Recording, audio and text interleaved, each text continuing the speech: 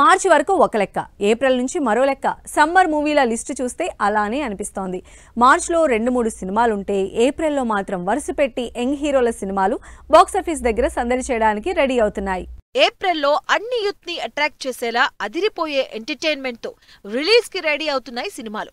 DJ టిల్లుతో super craze తెచ్చుకున్న Sidhu Jonnalagadda April 10న Jack సినిమాతో audience ముందుకొస్తున్నారు.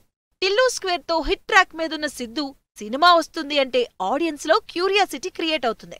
మరి అలాంటి సిద్ధూ ఈసారి ఎలాంటి సబ్జెక్ట్ తో రాబోతున్నాడు, ఏ రేంజ్ ఎంటర్టైన్మెంట్ చూపించబోతున్నాడని వెయిట్ చేస్తున్నారు ఫ్యాన్స్.